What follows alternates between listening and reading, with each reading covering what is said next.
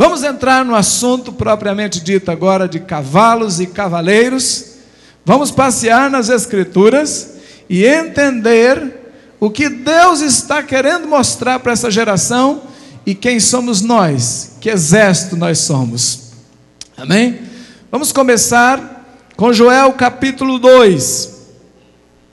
Vamos ser rápidos nas Escrituras.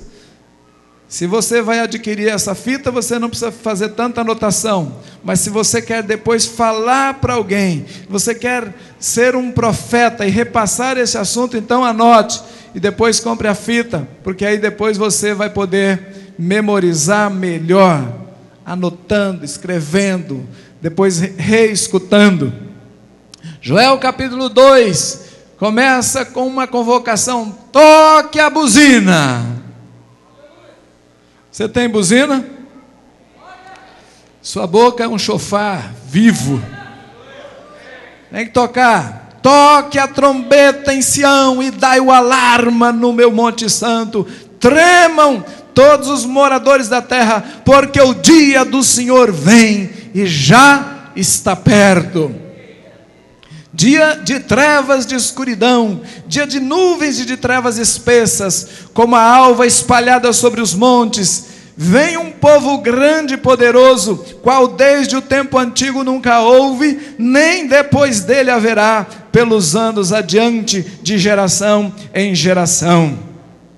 Diante dele um fogo consome, atrás dele uma chama brasa. Diante dele a terra é como o jardim do Éden, atrás dele como um deserto desolado. Sim, nada lhe escapará. A sua aparência é como a de cavalos, correm como cavaleiros.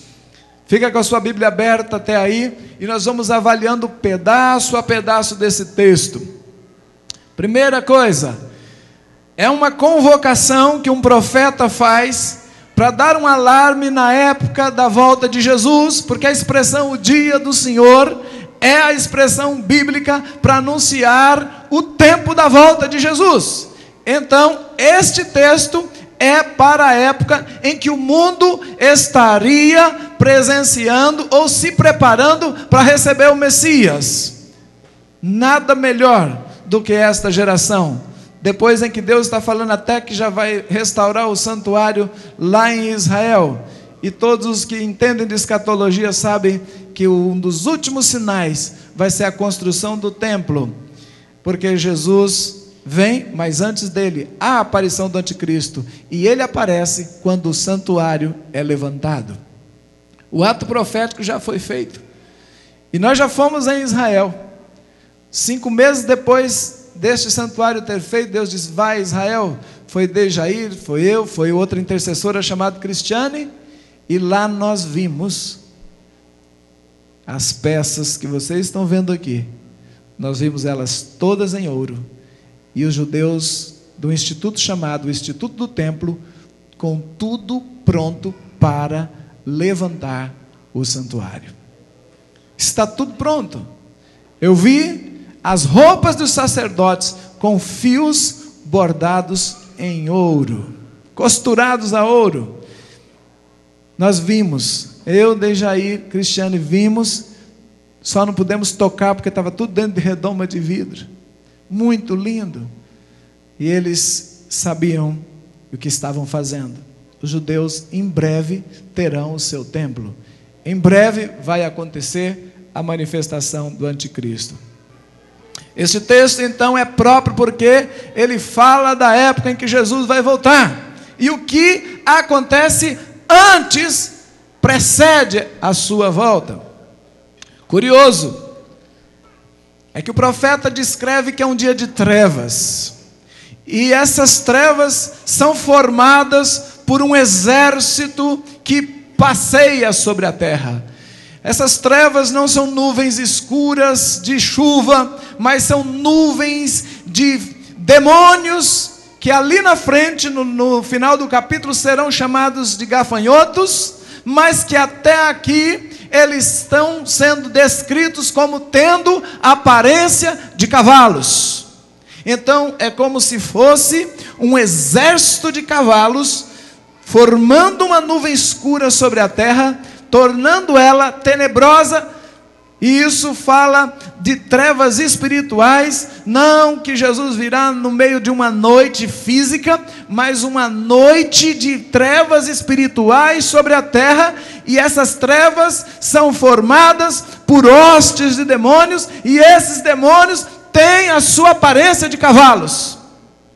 Versículo 4 diz: a sua aparência é como a de cavalos, e correm como cavaleiros. Como um povo grande e numeroso, espalhado sobre a terra, como um povo em ordem de batalha. E os versículos seguintes descrevem que, como o estrondo de carros sobre os cumes dos montes, vão eles saltando, como o ruído da chama de fogo que consome restolho, como um povo poderoso posto em ordem de combate. Algumas pessoas ficam confusas quando leem esse texto e falam: mas é tão bonito, é tão organizado, deve ser a igreja. Mas não pode ser, porque o versículo 3 diz: diante dele um fogo consome, atrás dele uma chama brasa, diante dele a terra é como o jardim do Éden, atrás dele um deserto desolado. Sim, nada lhe escapa. Eles passam devorando tudo, destruindo tudo. Diante dele, versículo 6, temem os povos, todos os rostos empalidecem, como valentes correm, como homens de guerra sobem os muros, vai cada um nos seus caminhos, não se desvia da sua fileira, não empurram uns aos outros, vai cada um pelo seu carreiro, arremetem contra lanças e não se detêm, assaltam a cidade, correm pelos muros, sobem as casas, entram pelas janelas como ladrão. Diante deles treme a terra, abala-se os céus, e enegrece o sol e a lua, e retiram as estrelas o seu resplendor. É um exército poderoso em destruição, assustador. Mas este exército, segundo o profeta Joel, ele pode ser paralisado. Glória a Deus. E ele será destruído. Glória a Deus. Ele terá o seu tempo de glória, ele terá o seu tempo de fulgor, ele terá o seu tempo de destruição, mas ele será banido da face da terra. Glória a Deus. O texto seguinte é quando o Senhor levanta a sua voz e troveja, e diz, diante do exército dele. Aí entra uma curiosidade: esse exército é chamado de exército do Senhor. E talvez por isso muitos pensam que são bondosos, mas não. Muito grande é seu arraial e poderosos são os que executam a sua palavra. O dia do Senhor é grande e muito terrível, quem poderá suportar?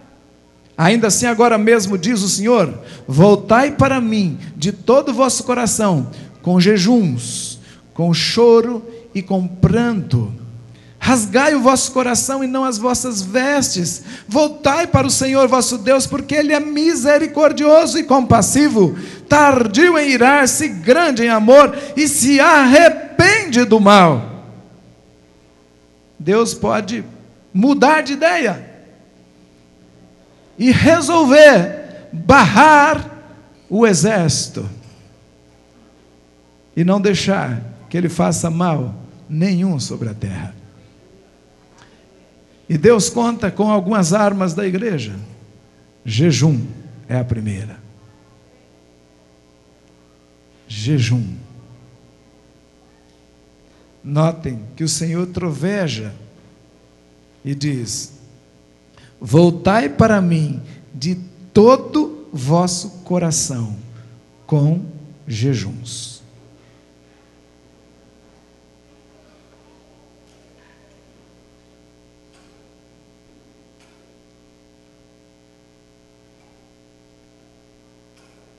O que eu vou falar não é para engrandecer, porque eu sei que tem pessoas que fazem muito mais.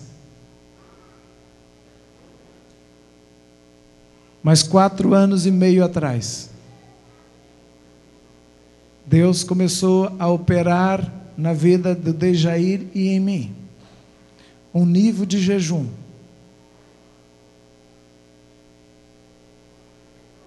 que um dia a gente come, outro dia não come. Quando um está comendo, o outro está jejuando. Quando o outro está jejuando, o outro está comendo.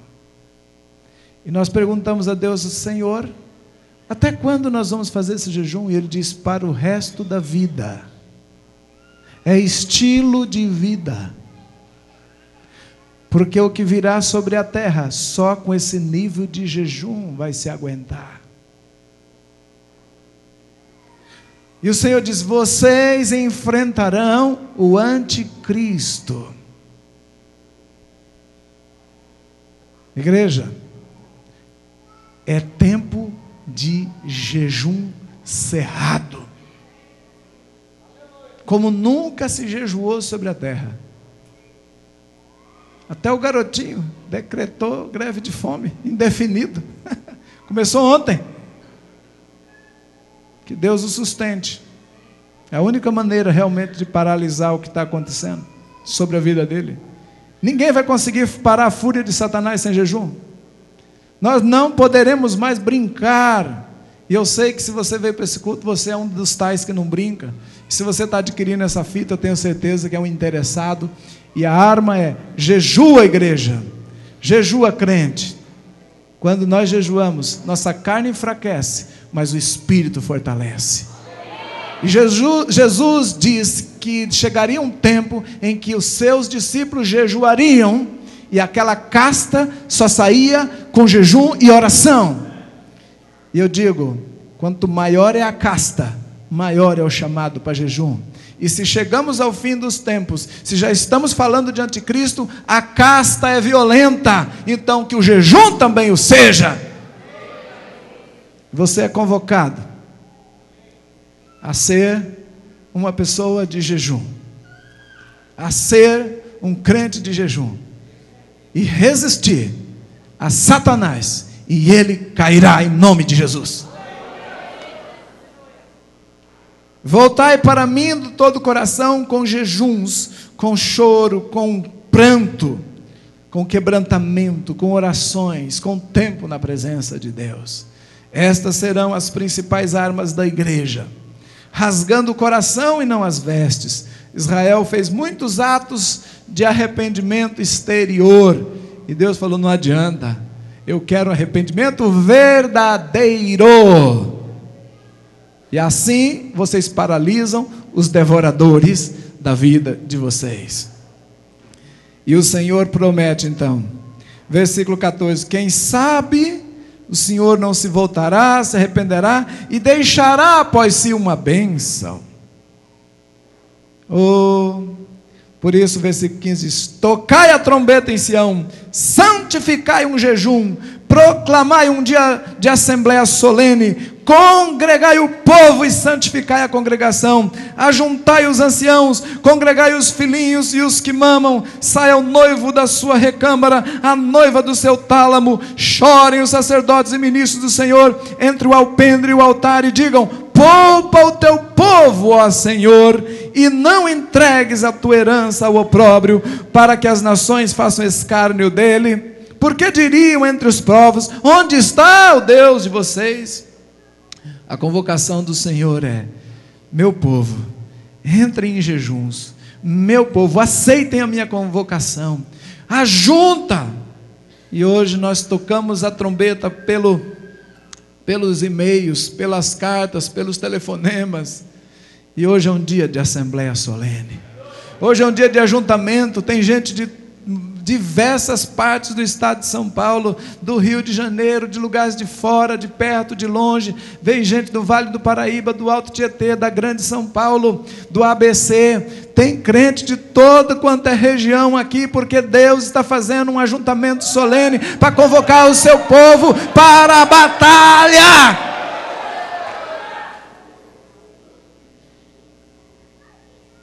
E a promessa do Senhor é 18: Então o Senhor teve zelo da sua terra e se compadeceu do seu povo, e o Senhor responderá ao seu povo.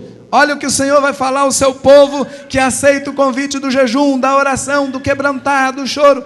O Senhor dirá isso ao seu povo: eu vos envio o trigo, o vinho novo e o azeite, e deles sereis fartos.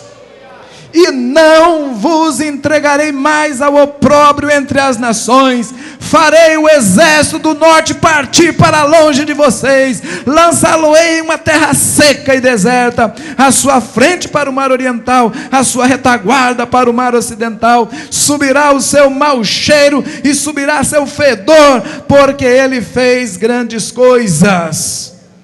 Não temas, ó terra, regozija-te, alegra, porque o Senhor fez grandes coisas. Não temais, animais do campo, porque os pastos do deserto reverdecem.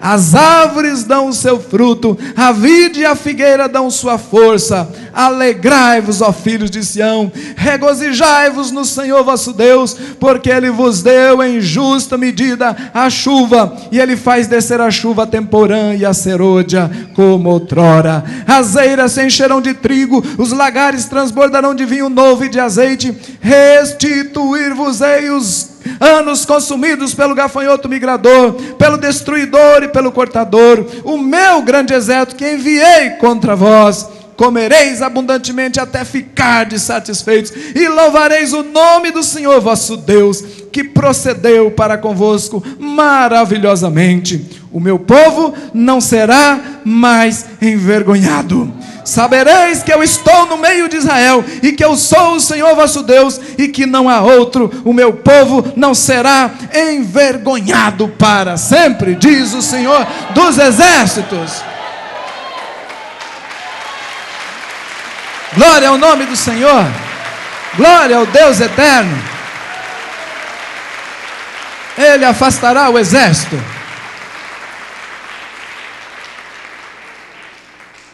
Uma mulher teve uma visão. Nesta visão, um cavalo comia a grama, e ele comia com muita voracidade, ao ponto de não só comer a grama, mas a raiz dela também, ao ponto que ficava deserto o lugar. O cavalo, quanto mais comia, se fortalecia, e asas lhe cresciam, e quando elas cresciam, ele levantava voo e ia comer em outra região, e deixava um deserto desolado também ali.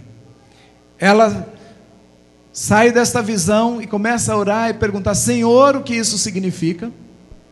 E um pastor muito simples, a cidade de Cuiabá, orando a Deus, começou a trazer a interpretação e disse: cavalos são príncipes de Satanás, e esses príncipes devoram o que o povo deveria comer. O meu rebanho, as minhas ovelhas ficam sem, ou comem migalhas, porque eles devoram tudo. E eles crescem e comem em muitas regiões. Esses são os príncipes de demônios, e é assim que eles agem, como um exército devorador sobre a terra. Esta revelação confere com o que Deus estava nos ensinando sobre cavalos e cavaleiros. Este texto fala para a terra se alegrar de novo. Não temas, ó terra, e regozija-te, alegra, porque o Senhor fez grandes coisas. Não temam, animais do campo, porque os pastos do deserto reverdecem, e as árvores dão seu fruto. Ou seja, o Senhor está dizendo que aquele deserto vai florescer. Agora eu quero dizer qual é o assunto principal que está aqui: é a economia. Entenda, igreja, porque economia é um assunto tão espiritual quanto evangelismo. Entenda que se o seu bolso não está bem, você não vai ficar muito bem, a sua casa não vai ficar muito bem, a sua família vai passar vergonha, mas Deus diz: o meu povo não será mais envergonhado. O assunto que o Senhor está falando aqui, que esse exército comeu e destruiu, são as finanças das pessoas. Este é quase que o ponto principal. Tem a questão da saúde e também da paz. Mas quando o profeta está falando que Deus vai restituir os anos roubados, ele está falando de todo um contexto que será devolvido, inclusive e principalmente o financeiro. Eu quero dar uma notícia não boa para vocês. 70 a 80% das pessoas estão com o nome sujo. Estão devendo para cartão de crédito, estão devendo no Serasa, estão com o seu nome pendurado em alguma loja, em algum financeiro. 70 a 80%. Isso é muito alto. Isso foi um ataque do diabo violento para endividar a vida de cada pessoa na nação, para que depois ele mesmo traga a solução. Mas Deus quer destruir o exército. Deus conta com a igreja para acabar com o maior sistema de corrupção instalado sobre a terra. Igreja, nós temos que acordar e entender que hoje Deus está dando uma revelação que vai colocar o machado na raiz da corrupção.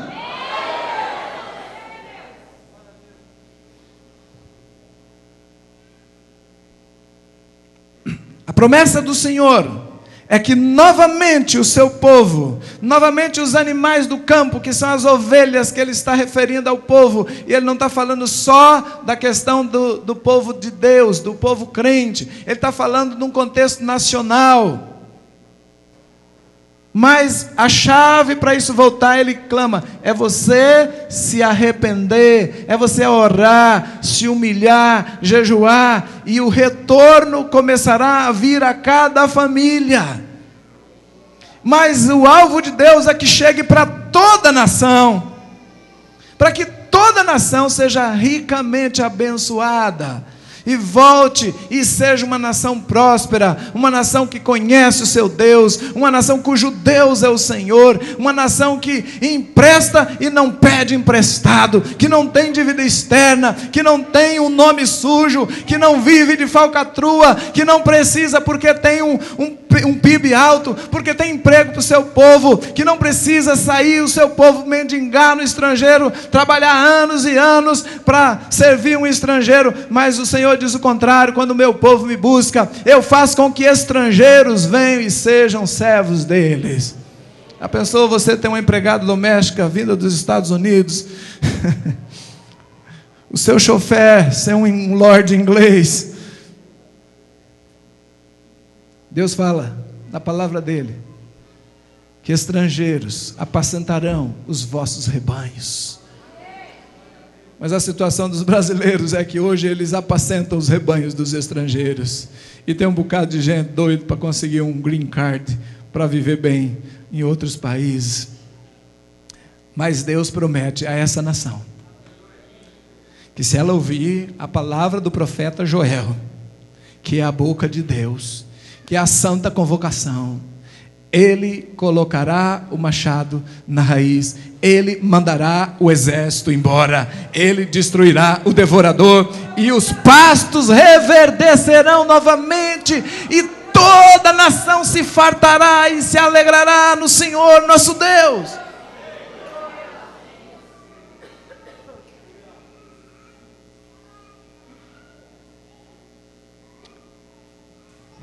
Vamos entender um pouco mais de cavalos. Quem é esse exército? Um dia, no mês de março, o Senhor nos levou até uma cidade chamada Petrópolis, no Rio de Janeiro. Aliás, nós temos intercessor de Teresópolis que veio aqui nesta reunião hoje. Glória a Deus pela irmã Vilma. Está ali, Vilma, faz assim, ó. Veio de Teresópolis essa intercessora. Teresópolis é do lado de Petrópolis, pertinho, região serrana, alta, no Rio de Janeiro, uma região fresquinha, não faz calor igual ao Rio. Lá, Deus nos levou e disse, através de uma palavra profética: prendam o cavalo. Nunca tínhamos recebido essa profecia, né, Dejaí? Dejaí chegou e falou: Léo, tem um negócio estranho aí. Deus mandou aqui a gente prender um cavalo. Falei: bom, vamos pegar a corda e andar na rua. O primeiro que passar a gente laça. Mas é espiritual. E o Senhor falou: sobe no lugar mais alto. Ele falou: tem muita guerra para fazer em Petrópolis, mas o importante para hoje, o que eu quero de vocês é: prendam o cavalo que está sob o Rio de Janeiro e aqui em Petrópolis, nos ares. E nós subimos no lugar mais alto, totalmente guiados por Deus. Foi sobrenatural aquela mão do Dejair aquele dia, né, Deja? Aliás, sempre. Mas Deus guiou profeticamente, sobrenaturalmente, e Ele disse, no mês de março: prenda agora, em nome de Jesus, cavalo que está sobre Rio de Janeiro, em Petrópolis, nós te prendemos. E Deus disse, até o dia 1º de junho do ano passado, 2005.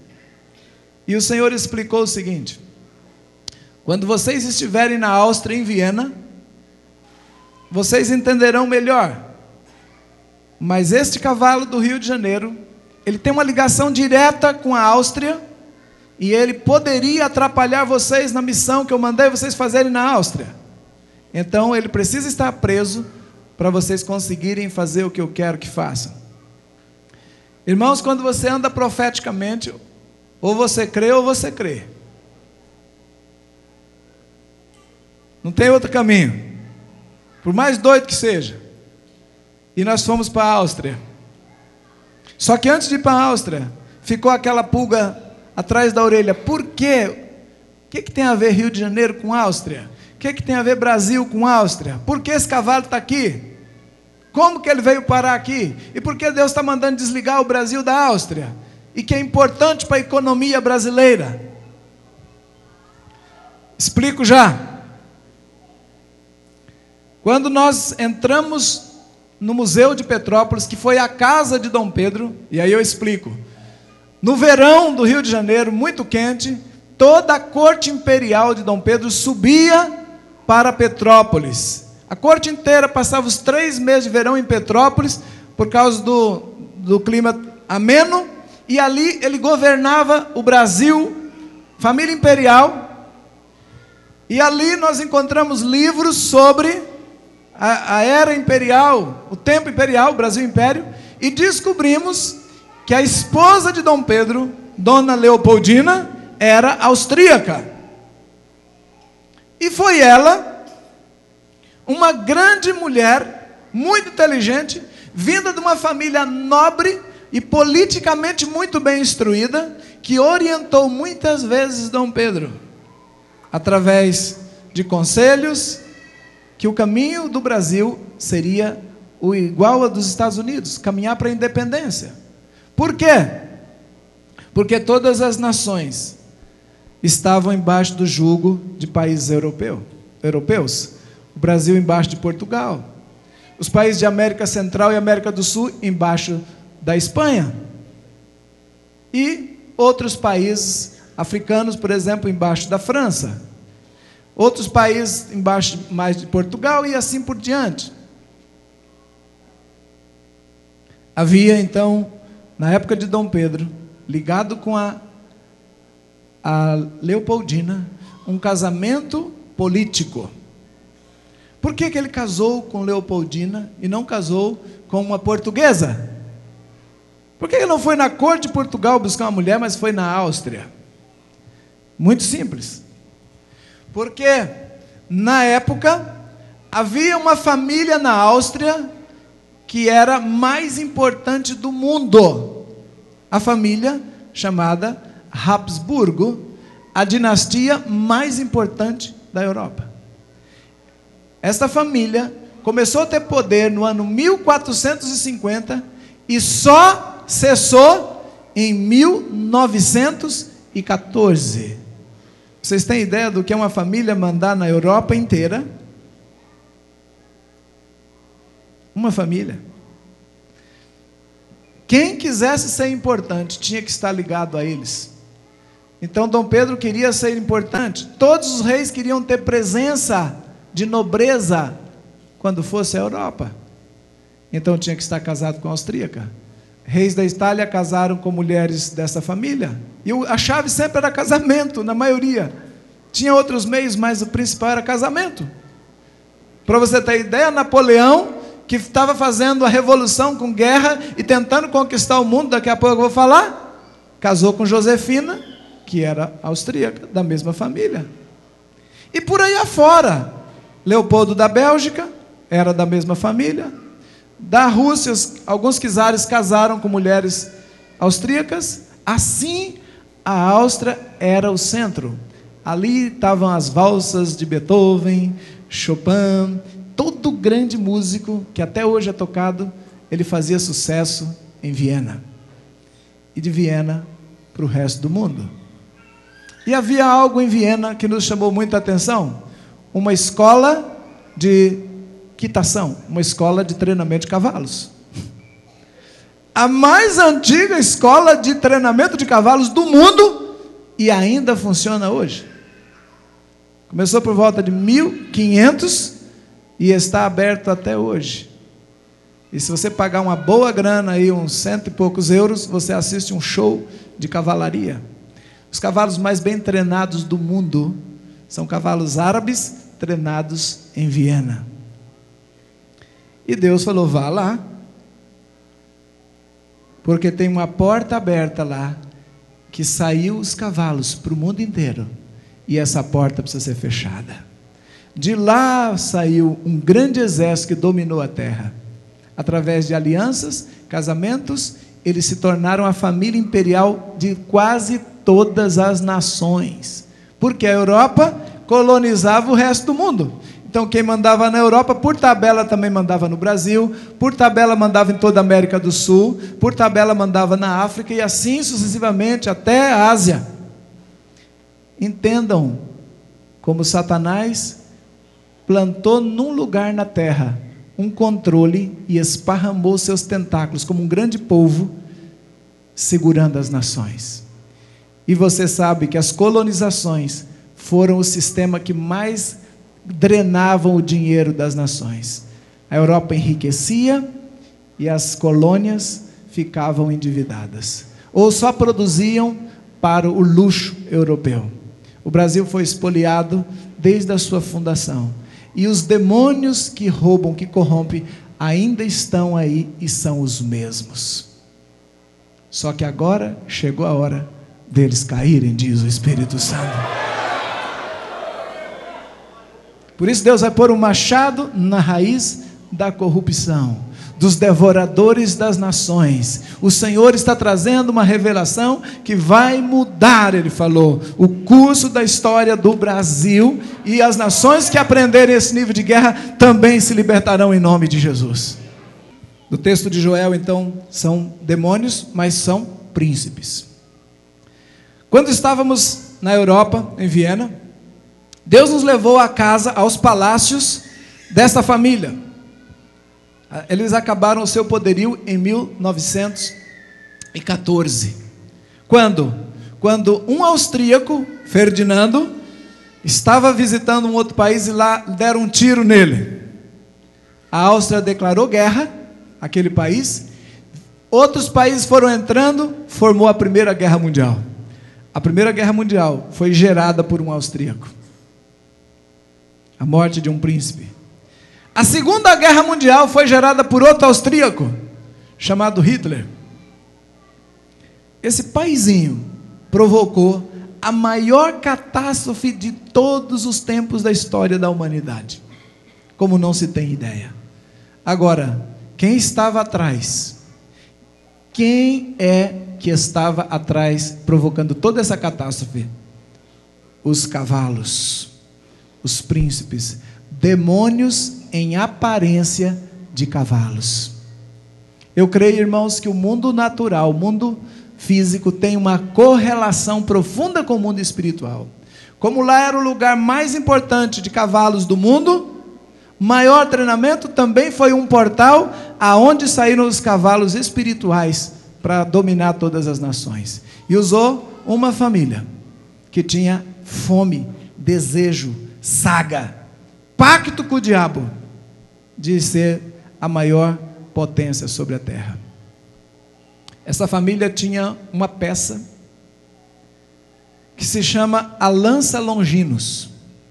Esta família guardou essa relíquia. Sabe o que é a lança Longinos? É uma lança encontrada, datada talvez do 1º século da era cristã, depois de Cristo, e que os historiadores afirmaram, ou foi uma suposição, mas que acabou se tornando como se fosse verdade, de que esta seria a lança que atravessou Jesus na cruz. E essa lança então conteria o sangue de Jesus.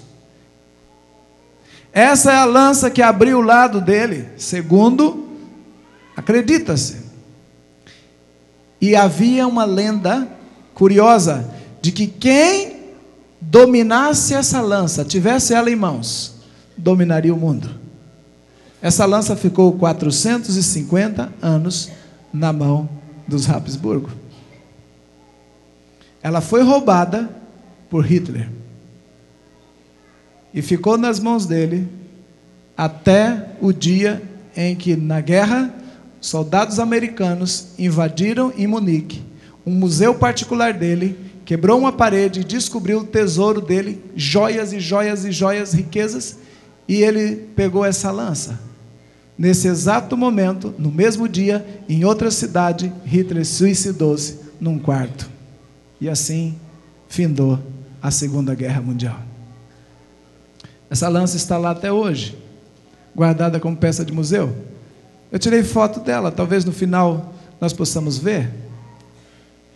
Mas é algo tão incrível essas coisas que, quando eu fui lendo essas histórias com o Dejair, nós assustávamos. Mas essa família, que produziu tantos cavalos, que deixou um portal espiritual aberto, Deus nos levou até lá. Diz: é aqui que está a porta que liberou os cavalos e os cavaleiros para o mundo. Fecha essa porta agora. E nós, em ato profético, fomos diante de um monumento que tinha 4 cavaleiros. Esses 4 cavaleiros estavam cada um saindo para uma direção. Eles estavam no meio de um jardim imenso e de prédios que você não faz ideia da beleza e do luxo. O Museu de Petrópolis, a casa de Dom Pedro, é um casebre, perto do que Dona Leopoldina morava na Áustria. Nós ficamos espantados com tanto luxo, tanto ouro, tanta pompa. E Deus disse: esses palácios foram feitos não para homens, mas para potestades, para príncipes que ocupavam os homens para dominar o mundo inteiro e escravizar. E daqui saiu os cavalos. Quando nós vimos 4 cavalos esculpidos em grandes obras de ferro, cada um saindo, um para o leste, um para o sul, um para o norte e outro para o oeste, e no meio dos 4 cavalos subia um trono muito alto e lá em cima uma mulher sentada, rainha do céu, governando as nações e comandando os 4 cavaleiros para destruírem a terra. Esse monumento foi feito no início do século passado. E esse foi o monumento que abriu o ato profético do diabo para soltar os 4 cavaleiros do Apocalipse sobre a terra. Agora vamos dar uma olhada para os 4 cavaleiros do Apocalipse. Capítulo 6.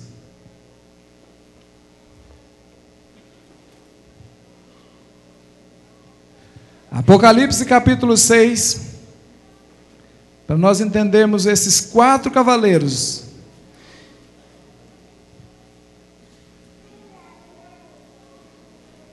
O mundo espiritual se move por palavras e símbolos.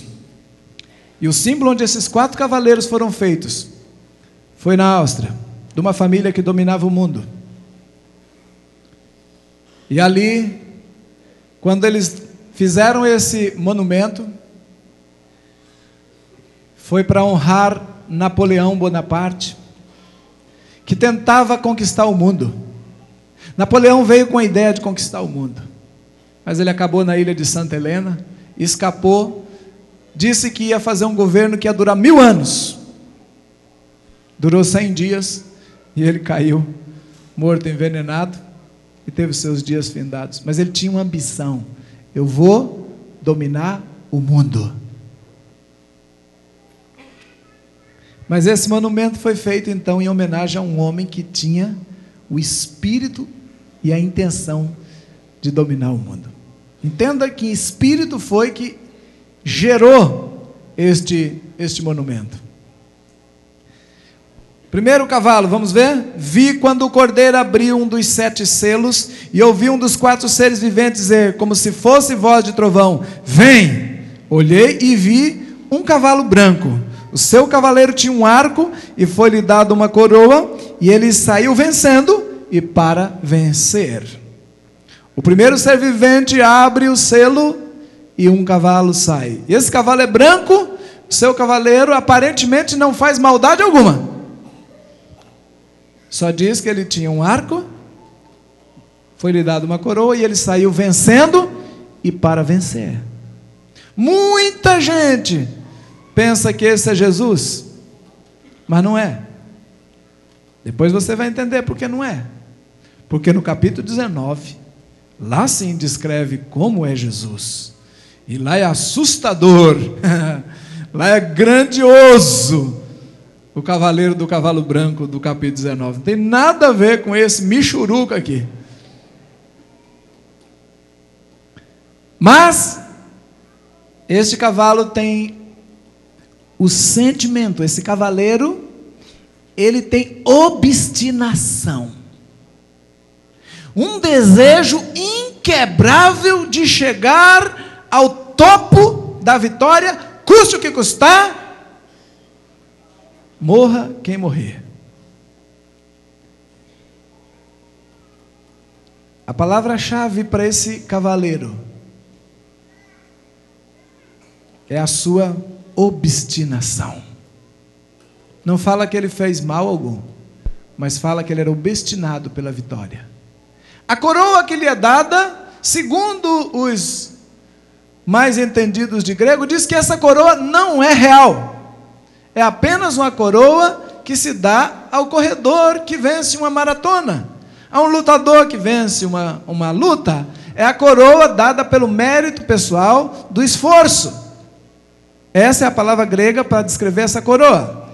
E a coroa real que é dada a Jesus, a palavra grega é diadema. Ele tem muitos diademas sobre a sua cabeça. Aleluia! Mas este cavaleiro, e eu fiquei lendo muito e orando sobre ele, para entender a natureza do coração dele. E a que Deus ministrou eles acreditam, porque ele já se manifestou em muitos homens sobre a face da terra. Primeiro, eles acreditam que eles têm a solução para o mundo, que o plano de governo deles é perfeito, e eles têm um discurso que convence, e as multidões o seguem. Se você quer saber, Hitler era amado na Alemanha. Nós estivemos no lugar onde nasceu o nazismo para fechar a porta das estratégias do diabo, do anticristo.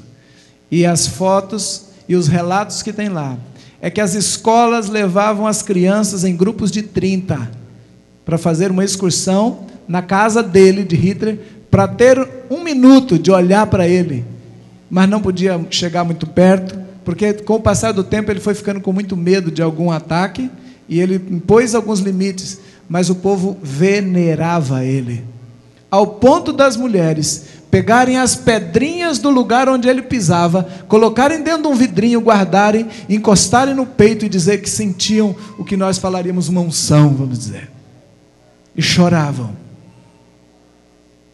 Ele foi adorado, venerado, porque ele trazia solução econômica para uma Alemanha que tinha saído de uma guerra e estava falida. O povo se encheu de esperança.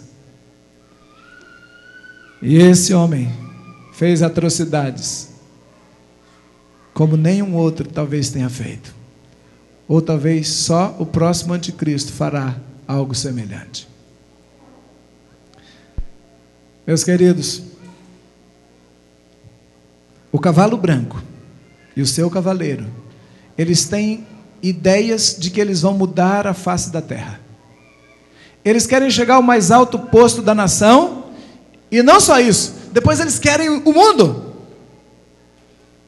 Normalmente, eles usarão o caminho da religião para alcançar algo semelhante ao que seria um papado, e usariam a política para alcançar algo que seria uma presidência e depois uma unificação para alcançar o governo mundial. Essa é a natureza do anticristo. Essa é a obstinação de vou conseguir chegar no trono. Satanás, quando caiu, ele disse que ele subiria, alcançaria a montanha, subiria e seria semelhante ao Altíssimo. Ele jurou isso.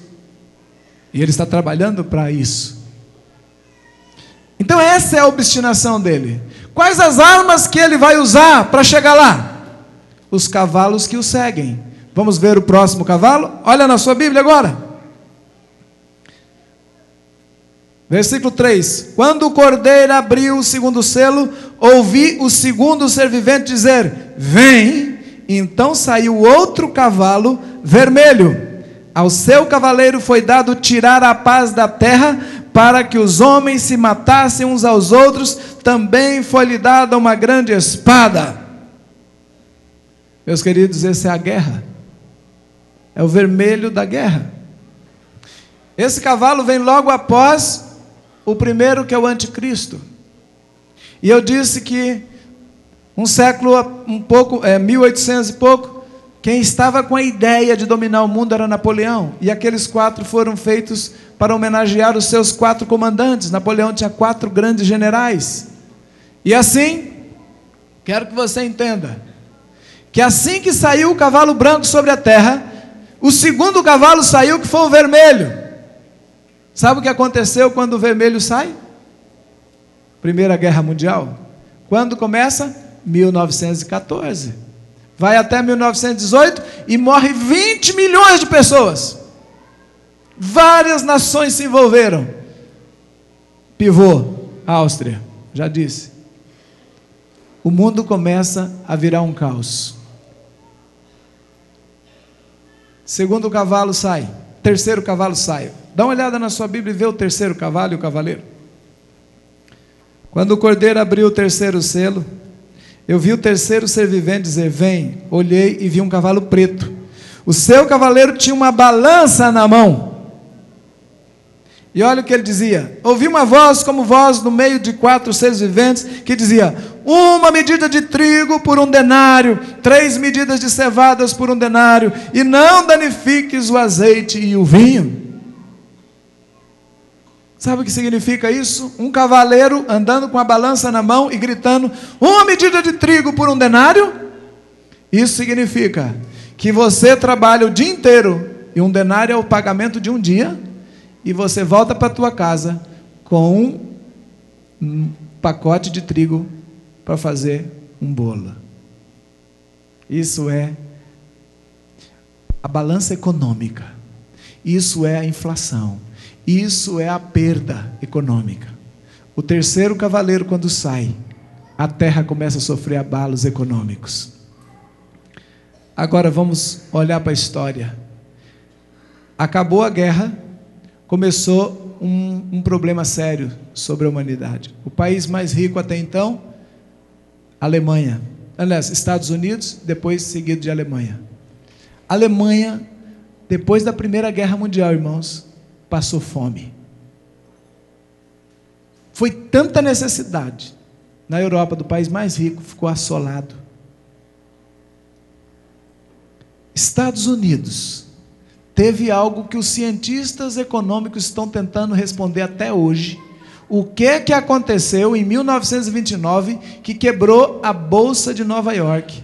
E o povo americano mais rico da terra passou fome. Você sabia que houve uma recessão e as famílias ricas não tinham o que comer?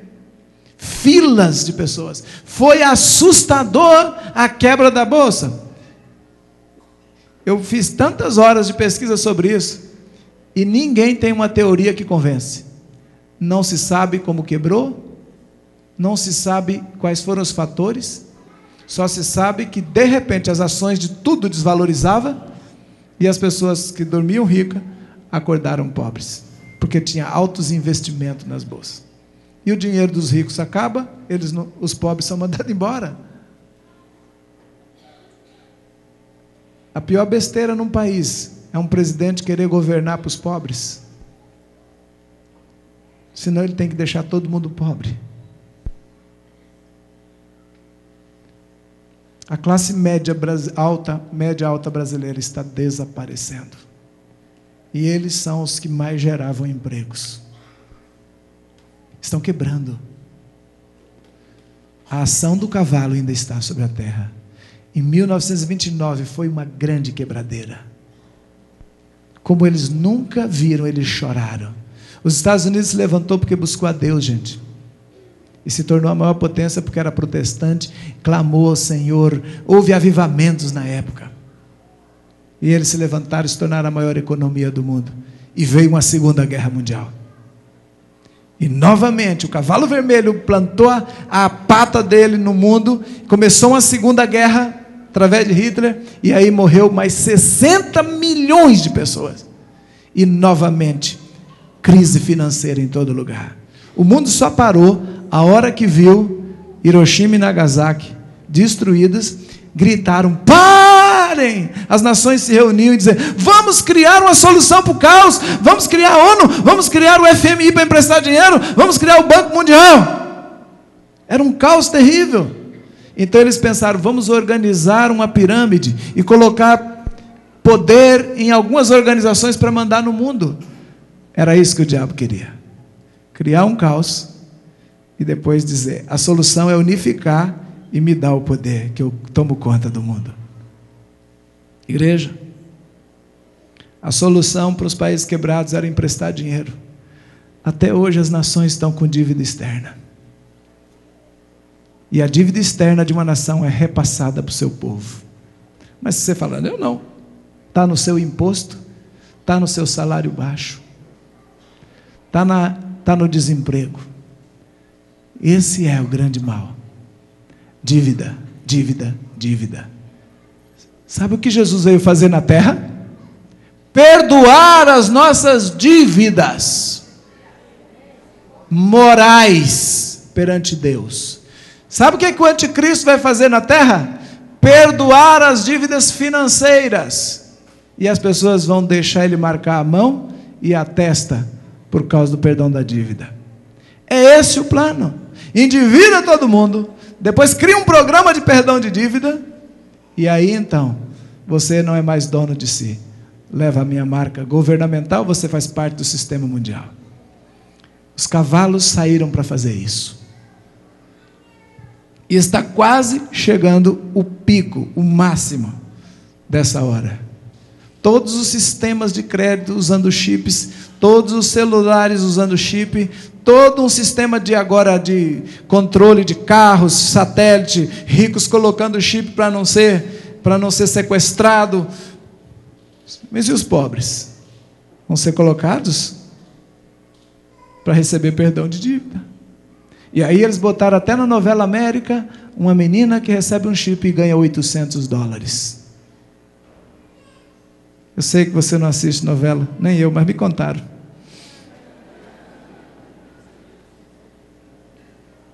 Porque eles precisam colocar na mente do povo: o chip ainda não é a marca da besta, mas é só um preparo para o povo se acostumar que isso é bom, isso é prático, isso vai tirar o dinheiro de circulação, isso vai acabar com o roubo, isso vai acabar com o sequestro, isso vai fazer bandido prender mais rápido.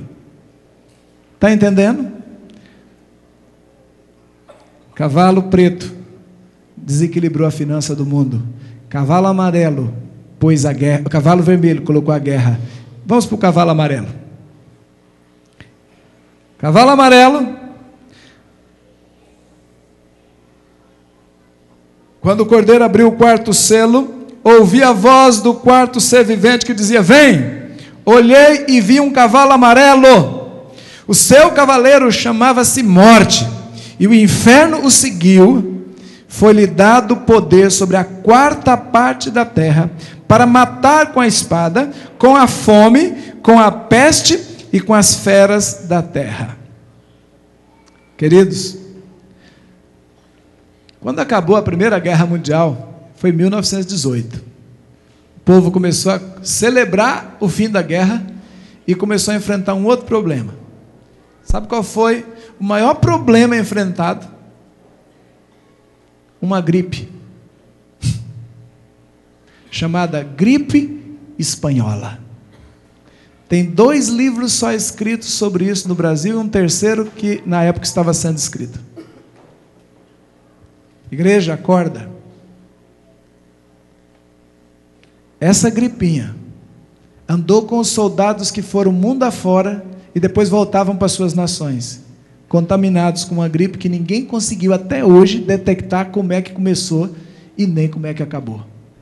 Mas essa gripinha, com 3 dias que ela entrou no Rio de Janeiro, ela fez, em 2 meses, 17 mil mortes.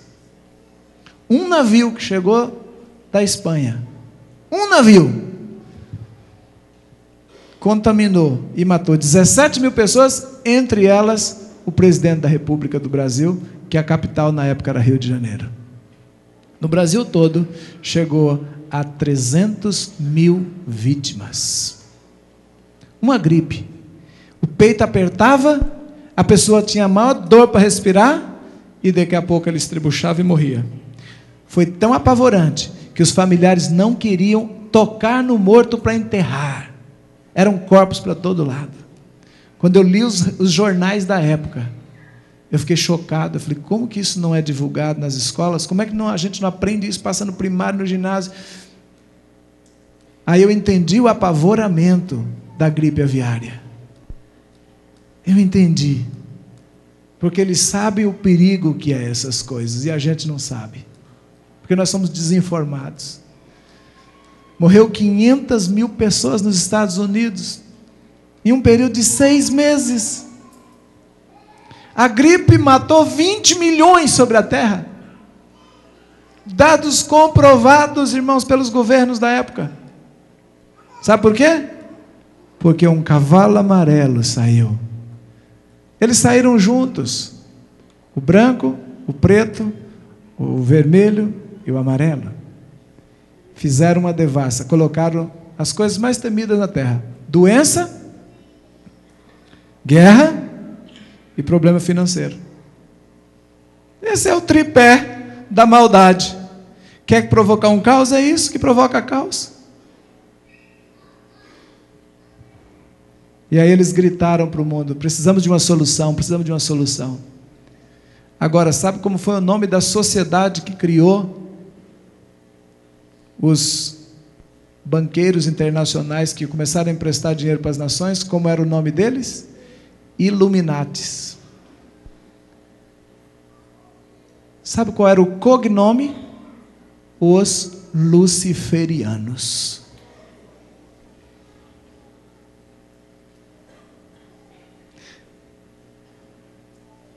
Tem um livrinho maravilhoso que chama A Morte do Dólar. Só que você não encontra para comprar. Ele foi publicado em 73. Para mim, aquele profeta viveu fora de época. Ele predisse que o mundo caminharia para a unificação, para a globalização. Só que ele começou a dizer isso antes da Segunda Guerra Mundial.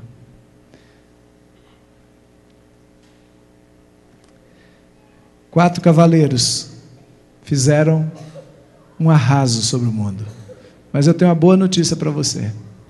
Você está aqui para ser equipado, porque os exércitos desse cavaleiro, Deus já está dando horas contadas para ele.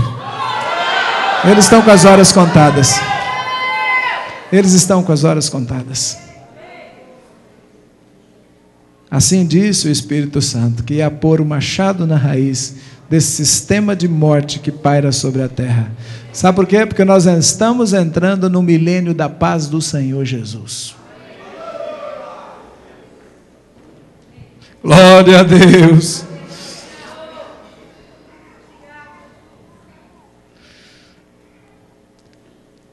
Nós precisamos ter muito